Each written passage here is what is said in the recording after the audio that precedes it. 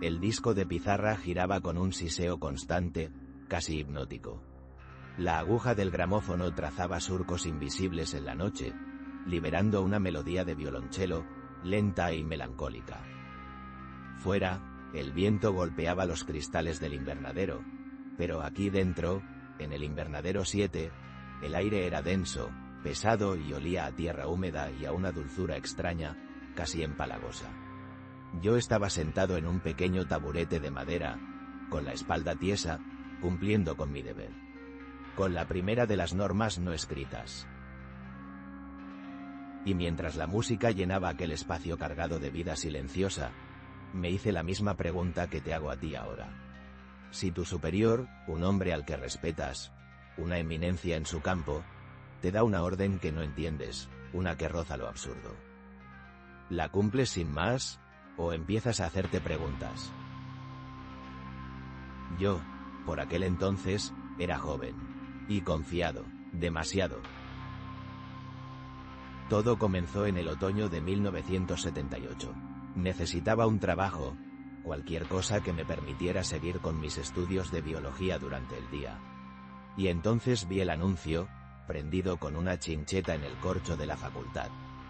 Necesita velador para el jardín de aclimatación. Horario nocturno, imprescindible seriedad y amor por la botánica. Era perfecto. El jardín de aclimatación era una institución, una reliquia del siglo XVIII, un laberinto de invernaderos victorianos, umbráculos y jardines temáticos que albergaba especies traídas de todos los rincones del mundo. Un lugar mágico de día, pero que, como pronto descubriría, se transformaba por completo al caer la noche.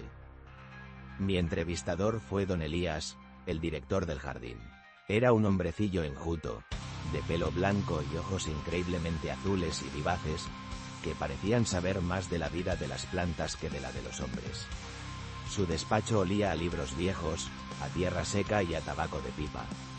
Me hizo pocas preguntas, no le interesaban mis notas ni mis aspiraciones. Solo me miró fijamente durante un largo minuto y luego me preguntó si me asustaba la soledad. Le dije que no, que la prefería a la mala compañía. Sonrió, una sonrisa casi imperceptible. Bien, chaval, el trabajo es tuyo, dijo. Las normas son sencillas. Haces tu ronda cada 2 horas. Te aseguras de que la calefacción de los invernaderos tropicales no baje de los 20 grados. Y sobre todo, no molestes a las plantas. Ellas tienen su propio ritmo por la noche. Las primeras semanas fueron de una paz absoluta. Me enamoré de aquel trabajo. La noche en el jardín era un universo de sonidos sutiles. El goteo del riego automático, el crujido de las estructuras de metal al enfriarse, el susurro del viento entre las hojas de bambú. Me sentía como el único habitante de un planeta extraño y maravilloso. Don Elías a veces se quedaba hasta tarde, y paseábamos juntos entre los pasillos de los invernaderos. Me enseñó a distinguir el perfume de la dama de noche del de la flor del dragón. Me habló de expediciones a Borneo, de semillas que podían permanecer latentes durante siglos. Era un pozo de sabiduría, y yo le admiraba profundamente. Fue al cabo de un mes cuando introdujo la primera norma extraña. Me encontró en mi pequeña garita, leyendo. «Hall música», dijo, sin más preámbulos. «¿Te gusta la música, muchacho?» Asentí. Bien. En el despacho tengo un viejo gramófono y una caja de discos. Música de cuerda, sobre todo. Bach, Vivaldi, cosas tranquilas. Hizo una pausa, cargando su pipa.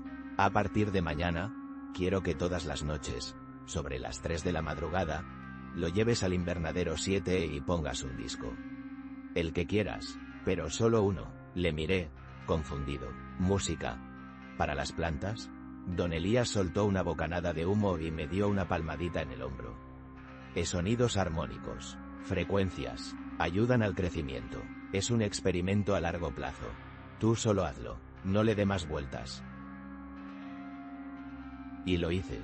Cada noche, a las 3 en punto, llevaba el pesado gramófono al invernadero 7, le daba cuerda, elegía un disco al azar y dejaba que la música fluyera entre las orquídeas fantasma y las bromelias gigantes.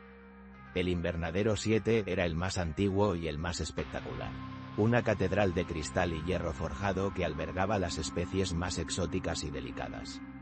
En el centro, dominando todo el espacio, había una planta que no había visto en ningún otro lugar. No tenía etiqueta, era una especie de liana gruesa, de un verde casi negro, que se enroscaba sobre una estructura de metal hasta casi alcanzar el techo. Sus hojas eran enormes, con forma de corazón, y de vez en cuando, de sus tallos colgaban unas vainas largas y oscuras, casi como dedos. Don Elías la llamaba simplemente Hal pieza central.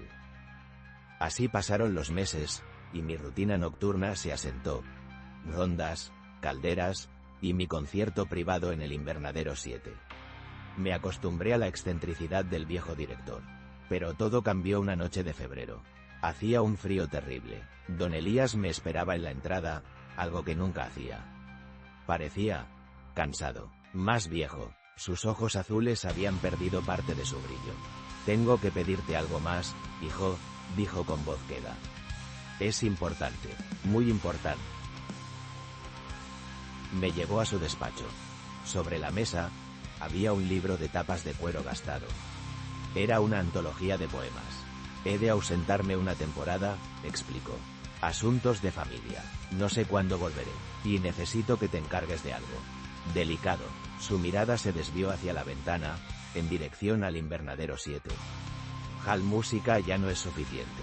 La pieza central necesita más». Sentí un escalofrío que no tenía nada que ver con la temperatura. «¿Más? ¿Qué más necesita, don Elías?».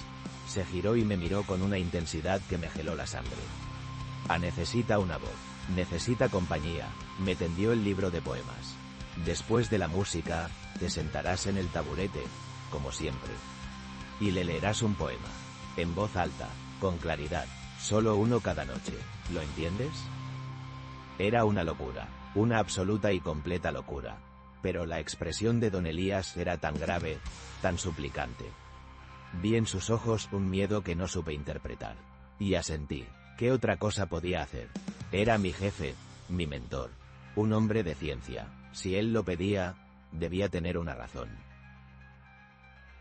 O eso quise creer. La primera noche que leí para la planta fue la más extraña de mi vida.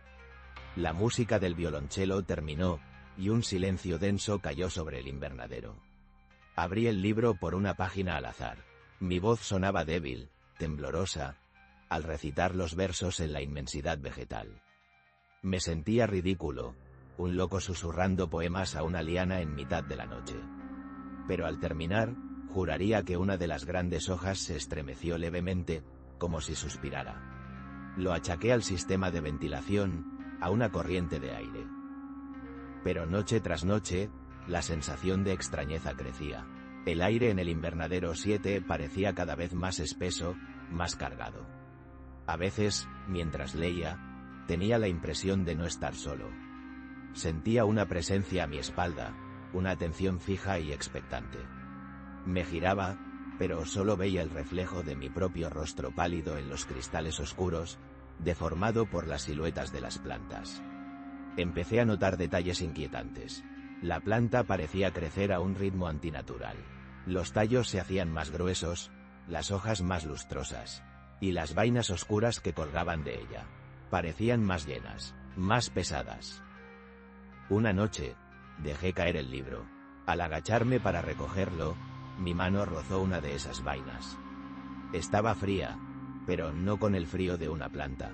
Era una frialdad orgánica, como tocar la piel de un reptil. Y por un instante, bajo la fina membrana, me pareció ver algo moverse en su interior. Retiré la mano como si me hubiera quemado, con el corazón martilleándome en el pecho. Don Elías no volvía, nadie sabía nada de él. Había desaparecido. Yo seguía cumpliendo mi parte del trato, cada noche, sintiendo que una parte de mí se quedaba enredada en aquel invernadero.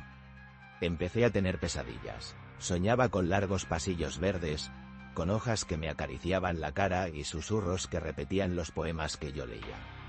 Me despertaba agotado, como si no hubiera dormido. Durante el día, en clase, me costaba concentrarme. Me olvidaba de cosas, nombres, fechas, pequeños detalles que se desvanecían como el vapor en un cristal. La curiosidad, o quizá el miedo, me pudo. Decidí investigar. Una noche, en lugar de ir a la garita, me colé en el despacho de don Elías. La llave estaba donde siempre, bajo una maceta.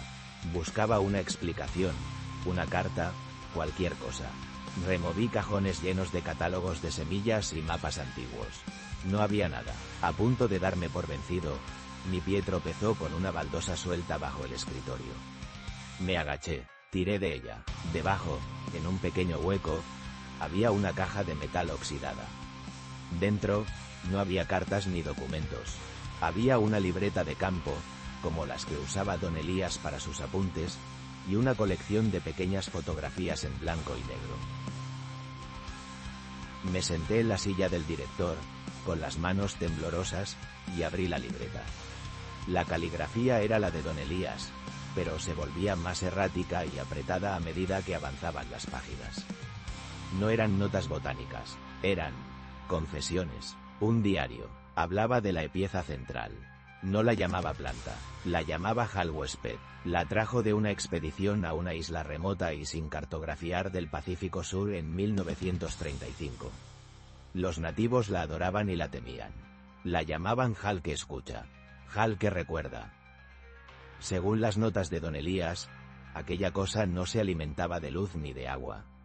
Se alimentaba de atención, de presencia, de estímulos. Por eso necesitaba la música. Por eso necesitaba la voz. Pero el diario revelaba algo mucho más oscuro.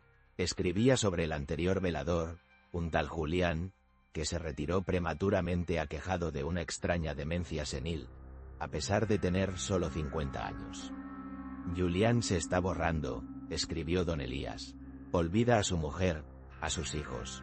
Solo recuerda los poemas. La huésped se está quedando con sus recuerdos para florecer.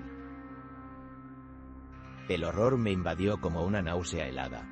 La planta no solo escuchaba, devoraba las memorias de quien la cuidaba. Era un parásito psíquico, y don Elías lo sabía. Él había sido su cuidador durante más de 40 años. Él le había estado alimentando con su propia vida, con sus propios recuerdos. Por eso había desaparecido. No se había ido, se había agotado, se había borrado a sí mismo para mantener viva aquella cosa. Entonces miré las fotografías. Eran retratos, hombres, todos con la misma mirada vacía y perdida. Al pie de cada foto, un nombre y 2 fechas. La primera, la de inicio de su servicio. La segunda, la de su retiro. Eran 5 hombres antes de don Elías. 5 vidas olvidadas, 5 mentes vaciadas para nutrir a una abominación vegetal. Yo era el siguiente, el relevo. Por eso me había contratado. Por mi soledad, por mi amor a la botánica. Sabía que no haría preguntas. Cerré la libreta de golpe. El sonido del gramófono llegaba débilmente desde el invernadero 7. La música había terminado. Era la hora. Era mi turno de leer. Podía huir. Podía salir de allí. No volver jamás y dejar que aquella cosa se marchitara. Pero las últimas palabras de don Elías en el diario resonaron en mi cabeza. Ando debe morir de hambre. No sé qué pasaría si lo hiciera. Las vainas están llenas de todo lo que nos ha quitado. Llenas de sus ecos. Si se abren, Dios no lo quiera. Volví al invernadero. La gran planta oscura parecía esperarme. Sus hojas se movían lentamente, como si me saludaran. Olía a una dulzura enfermiza, el perfume de los recuerdos robados. Me senté en el taburete. Cogí el libro. Mis manos no temblaban. Estaba extrañamente tranquilo. Sabía lo que tenía que hacer. Era mi deber, mi condena. Abrí el libro y mi voz resonó, clara y firme, en el silencio del invernadero 7. Leí sobre amores perdidos y batallas olvidadas, y mientras lo hacía, sentí un leve tirón en la nuca, una sutil neblina que empezaba a formarse en los bordes de mi mente. Y supe, con una certeza absoluta, que no recordaba que había desayunado esa mañana. Fue el primer pétalo de mi memoria, arrancado con una delicadeza infinita. Fui el guardián de aquella cosa durante muchos años más. Demasiados. Vi cómo mis propios recuerdos se convertían en su savia, alimentando sus flores extrañas y oscuras. Vi cómo mi pasado se desvanecía, poema a poema, noche a noche, hasta convertirse en el abono de un jardín secreto y terrible. Desde aquel día, nunca volví a pensar en Don Elías como el hombre que conocí, sino como el primer eslabón de una cadena de la que yo, ahora, era el último. Un jardinero de almas, cosechando olvido.